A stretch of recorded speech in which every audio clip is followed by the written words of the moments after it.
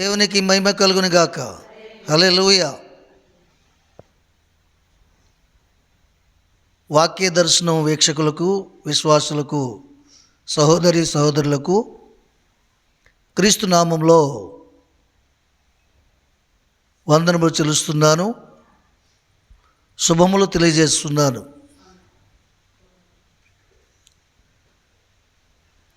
వాక్య దర్శనము అనేటువంటి ఛానల్ని మనం దేవుని యొక్క దర్శనం ద్వారా ప్రారంభించాం.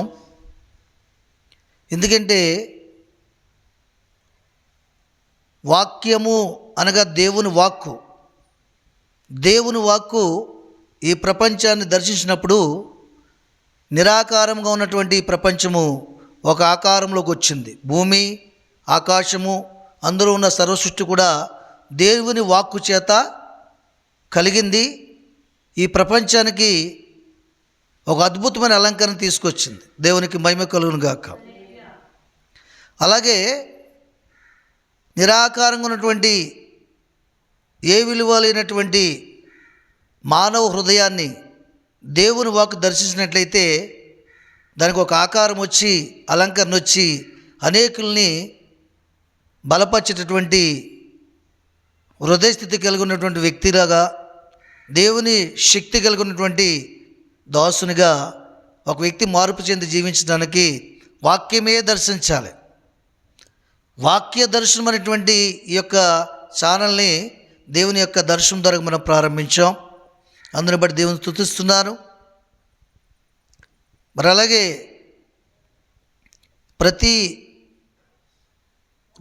ప్రతిరోజు ఉదయం 9 గంటలకు, ప్రతిరోజు సాయంకాలము 7 గంటలకు ఈ వాక్య దర్శనం ద్వారాగా మీకు దైవ మందిరం వారు సమర్పించు వాక్యమును మీరు ప్రతిరోజు కూడా విని ఆనందించి సంతోషించి ఈ వాక్య దర్శనం ద్వారాగా మీ జరిగే మేలులను, మహోపకారములను, లేక ఆత్మ సంబంధమైన అభిరుచిని, ఆత్మ సంబంధమైన సంతోషమును మీరు కలిగి ఉన్న యెడల, ఈ వాక్యం మీకు బలపరుస్తున్న యెడల మీ యొక్క ఉద్దేశములు, సలహాలు, అలాగే మీ యొక్క ఆత్మ సంబంధమైన అభిరుచులు, ఆత్మ సంబంధమైన మేలులు క్రిందన ఫోన్ నెంబర్ ఇవ్వబడుతుంది. ఆ ఫోన్ నెంబర్స్కి మీరు తెలియజేసి మీ ప్రార్థన అవసరతలు, మీ అక్కర్లు, అలాగే మీ సంఘాల్లో వాక్య పరిచర్య కొరకు ఈ సంఘాన్ని బలపరచలాగిన, ఈ వాక్య దర్శనమును మీరు బలపరచలాగిన కిందనున్న ఫోన్ నెంబర్లకి ఫోన్ చేసి తెలియజేసి మమ్మల్ని కూడా బలపరచాలని ప్రేమతో మనవి చేస్తున్నాను. దేవునికి మహిమ కలుగును గాక.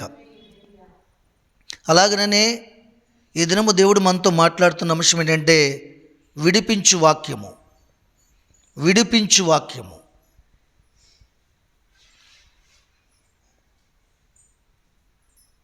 నీ వాక్యమే నన్ను బ్రతికించును, నా బాధల్లో నెమ్మదినిచ్చినని 119 కీర్తనలో 50వ వచనంలో దేవుడు మనకు జ్ఞాపకం చేస్తున్నాడు.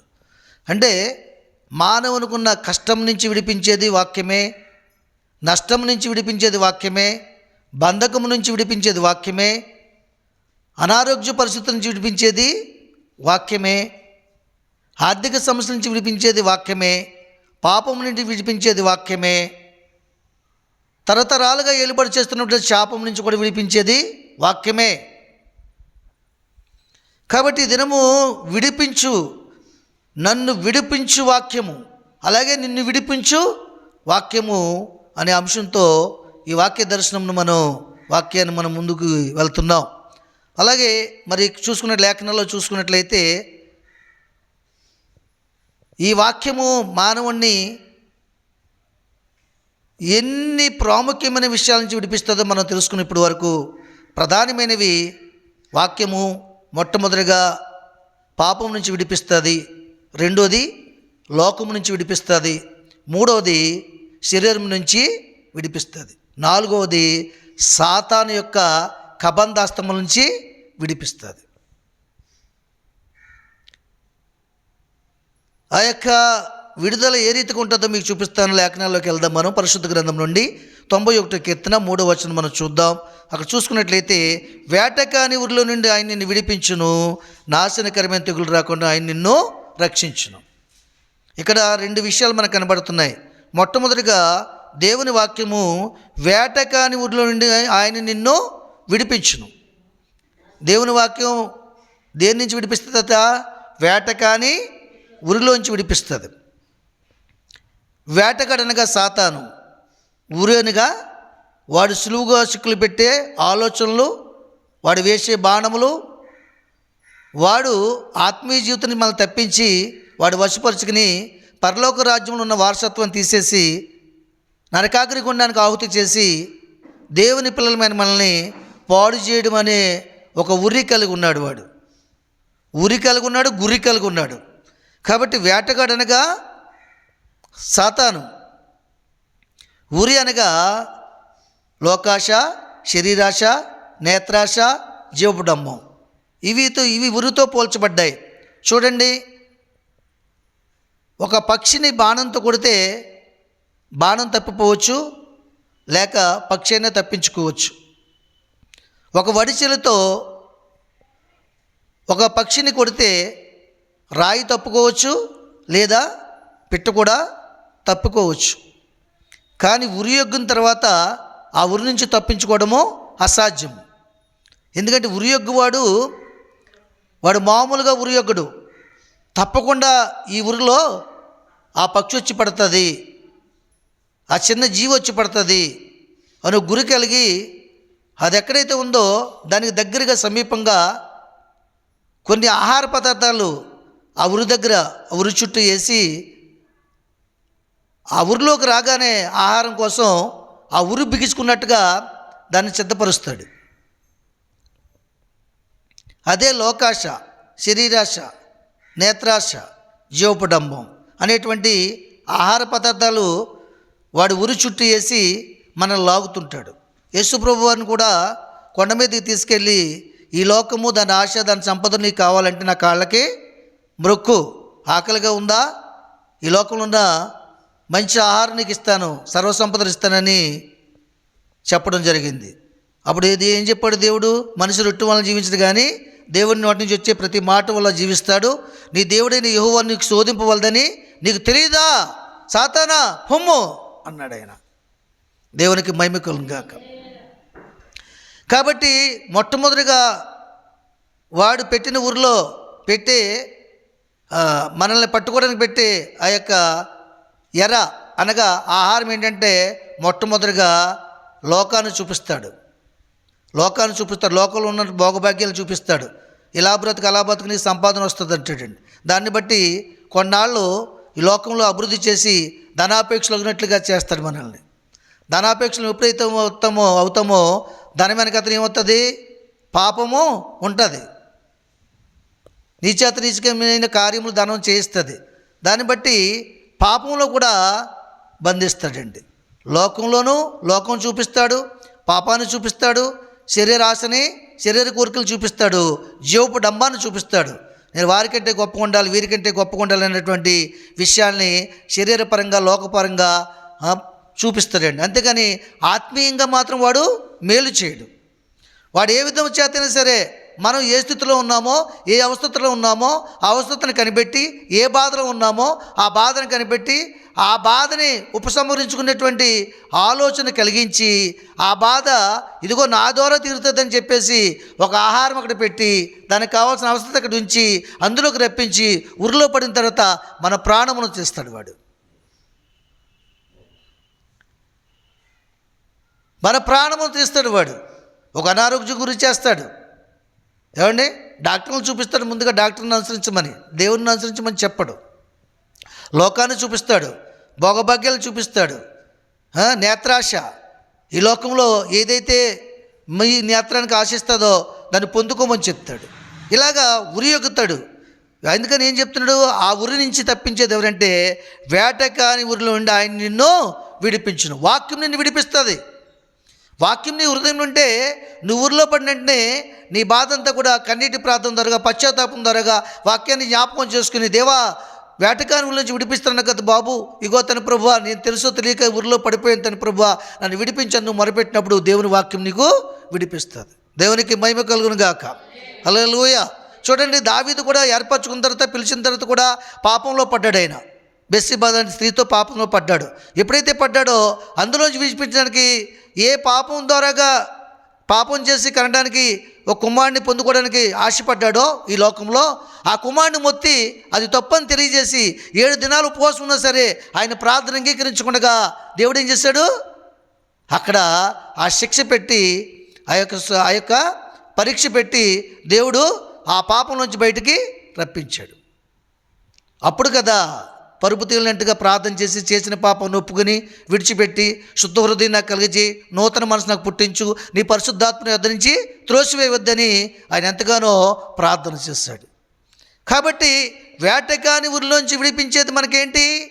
దేవుని వాక్యము. ఎప్పుడు నీకు విడిపిస్తుందంటే వాక్యం వింటున్నప్పుడు దాన్ని భద్రం చేసుకోవాలి, దాన్ని పదిలిపరచుకోవాలి, వాక్యాన్ని జ్ఞాపకం చేసుకోవాలి, దేవుడిచ్చిన ఆజ్ఞల ప్రకారం కట్టడల ప్రకారంగా జీవించాలి, వాక్యాన్ని మరొకరితో పంచుకోవాలి, నీ బిడ్డలతో ముచ్చటించాలి, వారి వేళ్లకు కంఠభూషణంగా చేయాలి, వాళ్ళకి పాఠలు నేర్పించాలి, పక్కవారికి వాక్యాన్ని నువ్వు విన్న వాక్యాన్ని ప్రకటన చేయాలి. 1-3 సార్లు నువ్వు చెప్పడం వల్ల అది నీ మదిలో స్థిరస్థంగా ఉంటుంది, మరి నమ్మకం ఉంటుంది, నీ మధులు ఏముంటుంది, శాశ్వతంగా ఉంటుంది. 2-3 సార్లు మాట్లాడిన మాటని మనిషి మర్చిపోడు. దేవునికి మహిమ కలుగును గాక.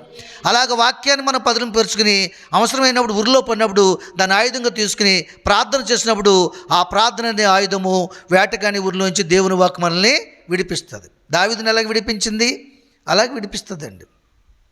దేవునికి మహిమ కలుగును గాక. హల్లెలూయా.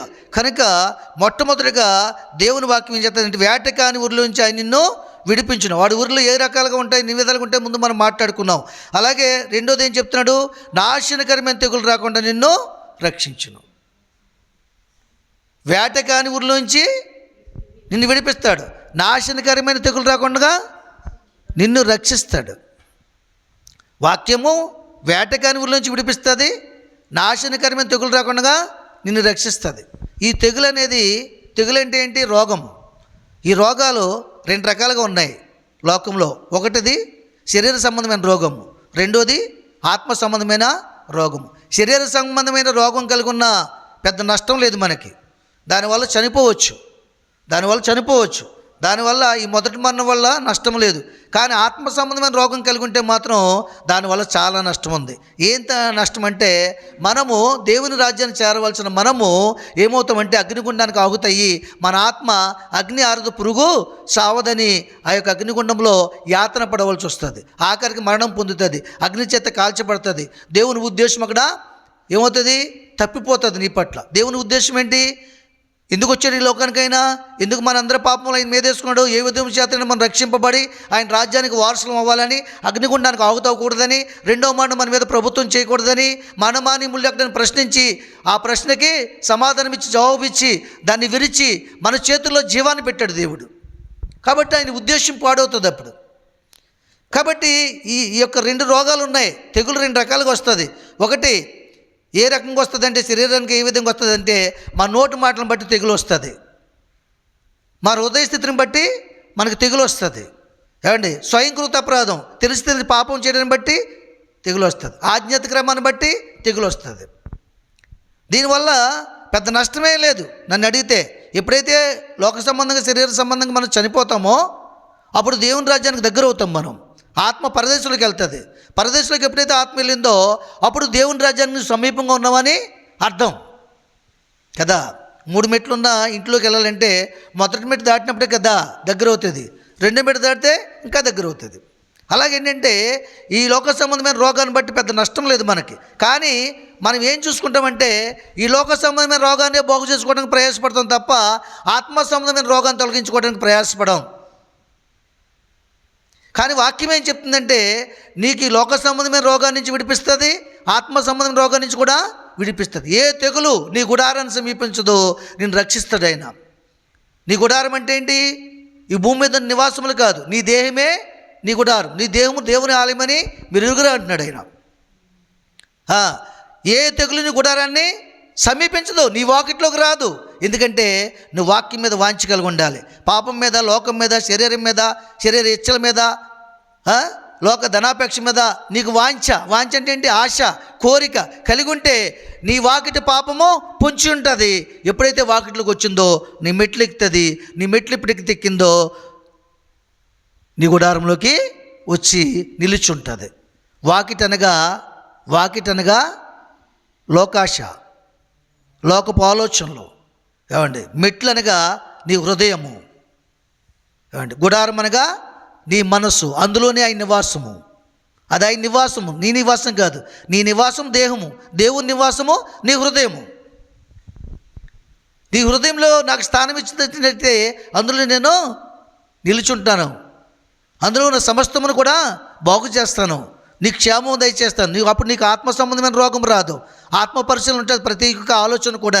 దాన్ని బట్టి నువ్వు తగ్గించుకుని దేవుని సందులో దేని మనసు కలిగి ప్రార్థన చేస్తావు.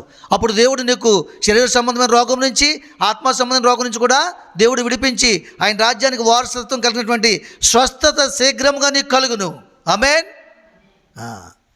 కనుక ఈ యొక్క ఆత్మ సంబంధమైన రోగం వల్లే ఎక్కువ నష్టము తప్ప శరీర సంబంధమైన రోగం వల్ల మనకు ఎక్కువ నష్టము లేదు. అందుకనే యోబు గారు శరీర సంబంధమైన రోగాన్ని కలిగించిన దానికి భయపడలేదు. భయపడలేదు. ఆయన ఒళ్ళంతా పుళ్ళుతో నింపబడినా, శీమునెత్తురు కారుతున్నా, దురద పుట్టించినా, శిలపెంకులు తీసుకొచ్చి ఆ యొక్క పుండులో పెట్టి గోక్కుంటున్నా, ఆయన శరీరానికి బాధ కలిగినా దేవానికి స్తోత్రం అనేది చెప్పాడు తప్ప ఎందుకు నాకు ఈ బాధ కలిగజేసామని ఒక్క మార్కుడైనా అనలేదు. ఎందుకంటే ఆయన ఆత్మ సంబంధమైనటువంటి స్వస్థత కలిగి ఉన్నవాడు. ఆయన ఆత్మలో దేవుని మాటల్ని ముద్రించుకున్నవాడు. ఆయన ఆత్మలో దేవుని మాటల్ని భద్రము చేసుకున్నవాడు. ఈ లోక శ్రమలో ఎన్న తగినవి కాదని దేవుని వాక్యం దగ్గర, ఈ లోక శ్రమలు దేవుని వాక్యం దగ్గర కాలిపోతాయి. దేవుని వాక్యం వాటిని కాలుస్తుంది అని ఒక నమ్మకత్వం కలిగినటువంటి గొప్ప నీతిమంతుడు యోబు. దేవునికి మహిమ కలుగును గాక. కాబట్టి వాక్యం నిన్ను వేటకాని ఊరిలోంచి తప్పిస్తుంది. నాశనకరమైన తెగులు రాకుండా నిన్ను రక్షిస్తుందండి. నాశనకరమైన తెగులు క్రైస్తవ జీవితంలో చూసుకున్నట్లయితే ఈ లోక సంబంధమైన, శరీర సంబంధమైన తెగులు నాశనం చేసేది కాదు. అది కేవలం మొదటి మరణాన్ని ఇచ్చి దేవుని రాజ్యానికి దగ్గర చేస్తుంది. కానీ నాశనకరమైన తెగులు అంటే ఏంటంటే ఇక నిన్ను వాక్యంలో నిల్చుండకుండా, సన్నిధికి వెళ్ళకుండా, భ్రష్టాత్మ కలిగజేసి, ఆత్మ సంబంధం రోగం కలగజేసి, దేవుడు నాకు ఏం మేలు చేశాడు, నాకు అన్ని కష్టాలే కదా, అన్ని శ్రమలే కదా, నా జీవితంలో ఏ అభివృద్ధి ఉంది, అభివృద్ధి ఆగిపోయింది కదా, ఉపవాసం ఉండడం వల్ల నా ప్రయోజనం ఏంటి, ప్రార్థన చేయడం వల్ల నా ప్రయోజనం ఏంటటువంటి ఆలోచనలు కలిగించి నాశనకరమైన తెగుళ్ళు నిన్ను అపవాది పుట్టించి ఆత్మలో అనారోగ్యాన్ని కలగజేసి, ఆత్మలో హీనతను కలగజేసి, ఆత్మలో బలహీనత పుట్టించి దేవుని పని చేయటం నిష్ఫలమని ఒక ఆలోచన కలగజేసి దైవజనులకు కానీ మరి విశ్వాసులకు కానీ ఇలాంటి ఆలోచన పుట్టించి మరి యొక్క పరిచర్యలో బలహీనలు చేస్తాడు, అధైర్యపరుస్తాడు. అది నాశనకరమైన తెగులంటే. అలాంటి ఆలోచనలు మనకు వస్తున్నప్పుడు, అలాంటి ప్రశ్నలు మన హృదయంలోకి వస్తున్నప్పుడు ఇది నాశనకరమైన తెగులు, దేవుని రాజ్యానికి వేరు చేసే తెగులు, ఇది అపవాది పుట్టించే తెగులు అని చెప్పేసి మనం అనుకోవాలి. దేవునికి మహిమ కలుగును గాక. అనుకుని ప్రార్థన చేసినప్పుడు దేవుని వాక్కు నీకు నాశనకరమైన తెగులు రాకుండా, ఏ తెగులు నీ గుడారాన్ని సమీపించకుండా దేవుడు వాక్కు చేత మనల్ని బలపరుస్తాడు. ఆయన ప్రాకారం ఉంచుతాడు, ఆయన హస్తాల్లో దాచుతాడు మనల్ని. హల్లెలూయా. అయితే ప్రియులారా, ఇక్కడ చూసుకున్నట్లయితే చూడండి, మరొక విషయాన్ని మీకు జ్ఞాపకం చేస్తున్నా. అక్కడ మరి లూకాసు వార్త 12వ అధ్యాయము, లూకాసు వార్త 12వ అధ్యాయము,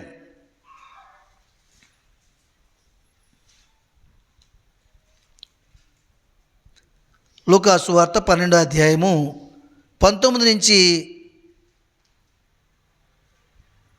21 వరకు చూసుకున్నట్లయితే అక్కడ ఒక సందర్భం ఉంది. నా ప్రాణమా అనేక సంవత్సరములకు విస్తారమైన ఆస్తి నీకు సమకూర్చబడి ఉన్నది, సుఖించుము, తినుము, త్రాగుము, సంతోషించమని చెప్పుకుందని అనుకునేను. అయితే దేవుడు, వెర్రివాడా, ఈ రాత్రి నీ ప్రాణమును అడుగుచున్నాను, నువ్వు సిద్ధపరిచినవి ఎవని వశమగును అని అతనితో చెప్పాను. దేవుని ఎడల ధనవంతుడు కాక తన కొరకే సమకూర్చుకునేవాడు అలాగనే నేను చెప్పాను. దేవునికి మహిమ కలుగును గాక. ఇక్కడ ధనవంతుడి గురించి చెప్తున్నాడండి. ఇక్కడ ఇతన్ని ఎందులో ఉంచాడు? లోకం అనేటువంటి పరిస్థితుల్లో బంధించి, ధనాపేక్ష విషయంలో బంధించి, అందులోకి లాక్కొచ్చి దాన్ని చూపించి బహు ధనవంతుడిగా చేశాడు.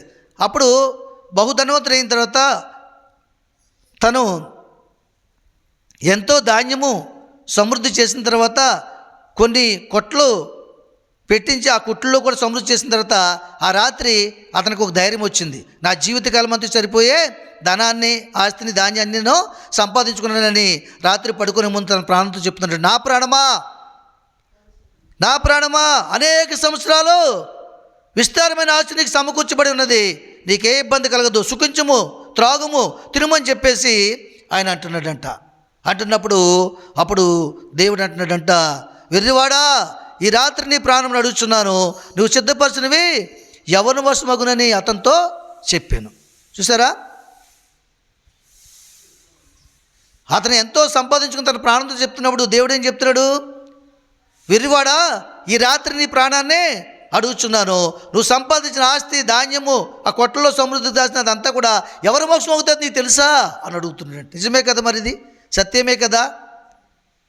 ఈరోజు మాట్లాడుతున్న మనం రేపు చనిపోతే మన వెనకాల ఉన్నవన్నీ ఎవరి మోసం అవుతాయో మనకు తెలియదు. ఈ వెర్రిలో బ్రతుకుతున్నాడు మానవుడు.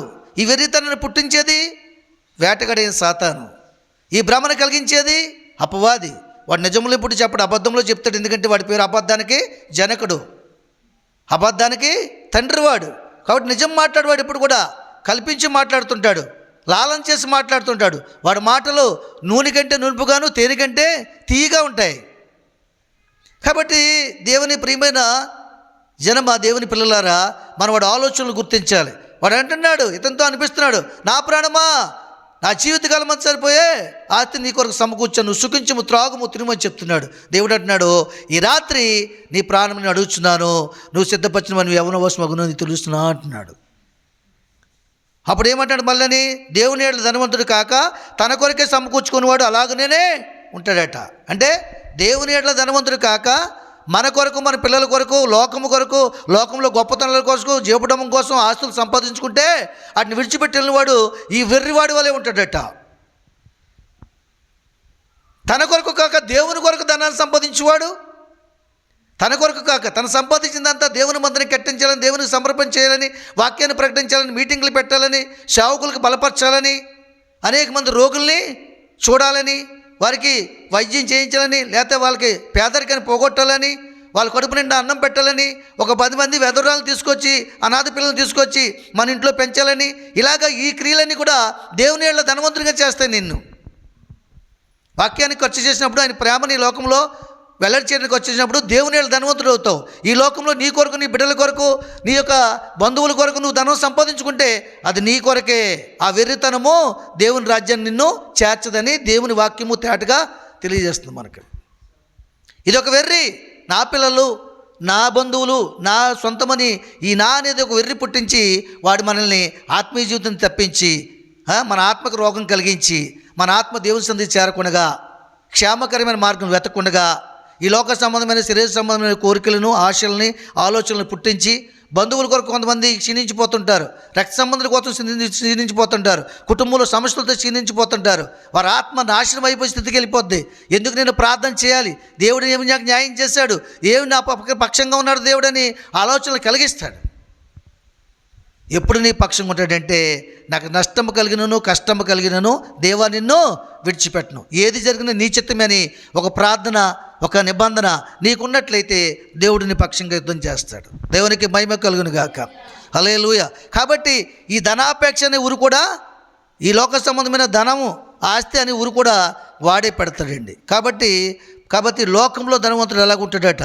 ఇంకో దగ్గర చూసుకున్నట్లయితే లూకాసు వార్త 18వ అధ్యాయం, లూకాసు వార్త 18వ అధ్యాయం 10 నుంచి 14 వచనాలు. చూసారా, ప్రార్థన చేయటకై 2 మనుషులు దేవాలయంకు వెళ్ళిరి. వారిలో ఒకడు పరిసయ్యుడు, ఒకడు సుంకరి. పరిసయ్యుడు నిలవబడి, దేవా, నేను చోరులను, అన్యాయస్తులను, వ్యభిచారులనైన ఇతర మనుషుల వలనైనను ఈ సుంకరి వలనైనను ఉండనందుకు నీ కృతజ్ఞతలు చెల్లించున్నాను.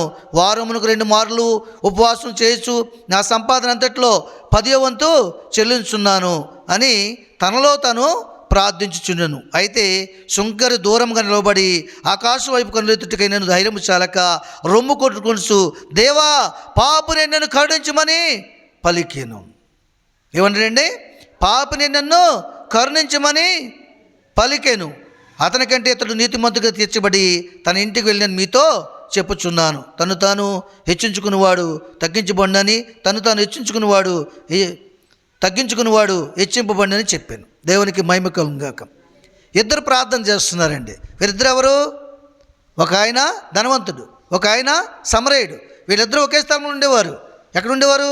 ధనవంతుడి ఇంట్లో సుఖాన్ని అనుభవిస్తూ డబల్ కాట్ మీద పరుండి ఏసీ అనుభవము, మంచి రుచికరమైన భోజనాలు పదార్థిస్తూ తన ఇంట్లో తను ఉండేవాడు. సమరయుడు ఎక్కడున్నాడు? తన ఇంటి ముందునే ఉన్నాడు. అక్కడే ఆయన బల్ల మీద పడిన రొట్టె ముక్కలు తిని బ్రతుకుచుంటూ జీవించేవాడండి. అయితే వీళ్ళిద్దరు కలిసి ఒక రోజు ప్రార్థన చేస్తున్నారట దేవుని సందులో. మరి ధనవంతుడు అంటున్నాడంట, దేవా నేను చోరుల వలనైనను, అన్యాయస్తుల వలనైనను, వ్యభిచారులనైనను, ఇతర మనుషుల వలనైనను కాక ఈ శుంకరం వల్ల నేను ఉండక నీ కృతజ్ఞతలు చెల్లించున్నాను. ఏమంటాడు అతను? నేను ఈ లోకంలో దొంగల వలె, ద్రోహుల వలె, చోరుల వలె, అన్యాయస్తుల వలె, ఈ శుంకరం వల్ల నేను అంటే ఈ శుంకరం వలె దరిద్రము అనిపించేవాడు వాళ్ళను. చోరులు అంటే ఏంటి? చోరులు అంటే ఏంటండి? దొంగతనం. చోరీ అంటే ఏంటి? దొంగతనం. చోరీ అనేది హిందీ మాట. అది దొంగల వల్ల నేను. ఎందుకు దొంగలిస్తాడు? లేకపోతే దొంగలిస్తాడు. ఆకలితో ఉంటే దొంగలిస్తాడు. అంటే ఆకలితో ఉంచలేదు, నన్ను ధనవంతుడిగా ఉంచావు. అన్యాయం చేయడానికి ఒకటి అన్యాయంగా తెచ్చుకునే మనసు నాకు లేకుండా చేసావు. ఎందుకంటే ఆ ఆస్తులు ఇచ్చావు కాబట్టి. ఈ శుంకరం వల్ల దరిద్రుడిగా కూడా చేస్తావు నువ్వు. అందుని బట్టి నీ కృతజ్ఞతలు చెల్లిస్తున్నాను. వారానికి 2 సార్లు ఉపవాసం ఉంటున్నాను. ఏమండి? ఇంకేమన్నాడు? నా సంపాదన అంతట్లో 10వ వంతు చెల్లిస్తున్నాను అని మాట్లాడతాడు. దీన్ని బట్టి అంతని బట్టి ఇతను ఏం చేస్తున్నాడు? తనకున్న స్థితిని బట్టి దేవుని సందులో తగ్గించుకోనగా ఇచ్చించుకుని ప్రార్థన చేస్తున్నాడు. దేవా ఇదంతా నువ్విచ్చిందే, ఈ బ్రతుకు నువ్విచ్చిందని ఒక మాట పలకట్లేదు. అర్థమవుతుందండి? జీవితకాలం అంతా తినని దరిద్రుడిగా చూశాడు, చోరుడుగా చూశాడు, ఒక అడుక్కునేవాడుగా చూశాడు. ఎవరిని? సమరయుణ్ణి. చాలా హీనంగా మాట్లాడేవాడు.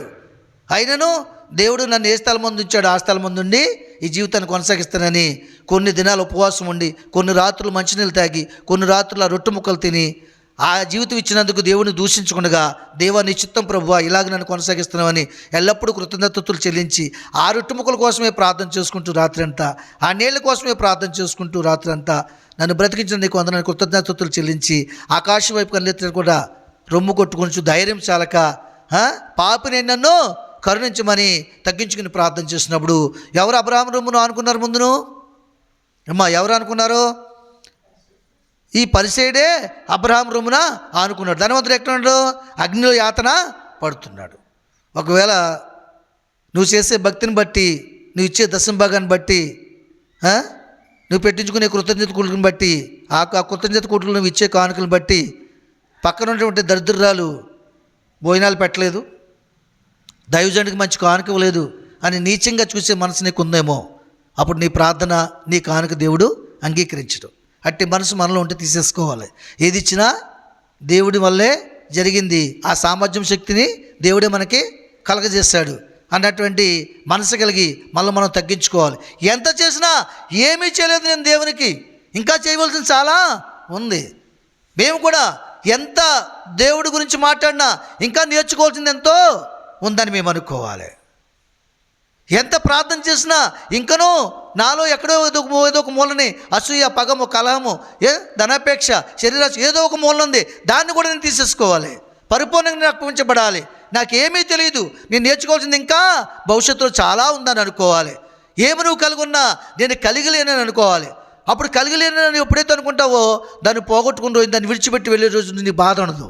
దేవుని స్తోత్రం.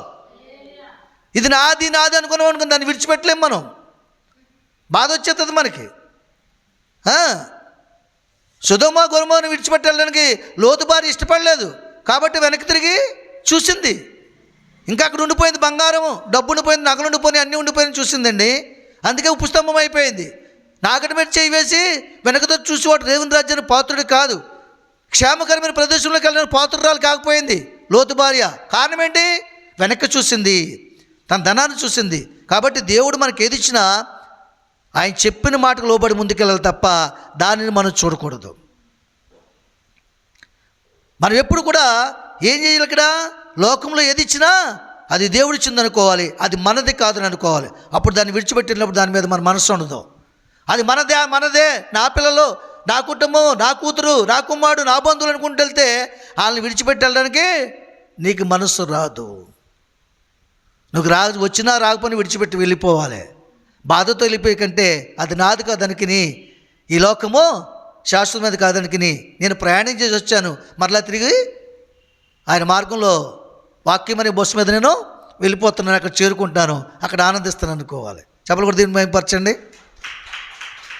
కాబట్టి దేవుని ప్రియమైన జనమా, ప్రియమైన సమాజమా, లోకము నుంచి, పాపము నుంచి, ధనాపేక్ష నుంచి, సమస్త కీడుల నుంచి, ఆత్మ సంబంధమైన రోగం నుంచి, శరీర సంబంధమైన రోగం నుంచి విడిపించేది దేవుని వాక్యమే. గర్వము నుంచి, అహంకారం నుంచి విడిపించేది దేవుని వాక్యమే. ఎప్పుడంటే నిన్ను నువ్వు తగ్గించుకుని ప్రార్థన చేయాలి. కాబట్టి లోకము ఏళ్ళ ధనవంతుడు ఎలాగుంటాడో, లోకము ఏళ్ళ ధనవంతుడు ఎవరు? ధనవంతుడు హెచ్చించుకున్న ధనవంతుడు. దేవుని ఏళ్ళ ధనవంతుడు ఎవరు? ఏమీ లేకపోయినా, తినడానికి ఆహారం లేకపోయినా, ఏమండి, అనేక దినాలు ఉపవాసం ఉండి లోకాశ, శరీరాశ, నేత్రాశ, జీవపుడంబాన్ని జయించి ఆత్మ సంబంధమైన శక్తి కలిగి అబ్రాహాము రొమ్ముకు ఆనుకున్నటువంటి పరిసయుడే లోక సంబంధమైన ధనవంతుడు కాదు, దేవుని సంబంధమైన ధనవంతుడు. కాబట్టి ప్రియమైన దేవుని సంగమా, గొప్ప విషయం దేవుడు మనతో మాట్లాడుతున్నాడండి. కనుక దేవుని సందులో అక్కడ చూసి ఇంకొక మాట మీకు చూపిస్తాను చూడండి. లూకాసు వార్త 12వ అధ్యాయము 22వ వచనం చూడండి త్వరగా. లూకాసు వార్త 12వ అధ్యాయం 22వ వచనం.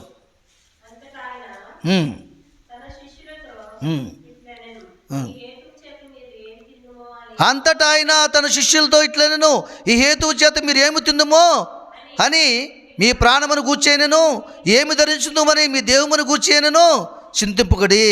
ఆహారం కంటే ప్రాణమును, వస్త్రం కంటే దేహమును గొప్పవి కావా అన్నాడు ఆయన. చూసారా? ఎందుకు?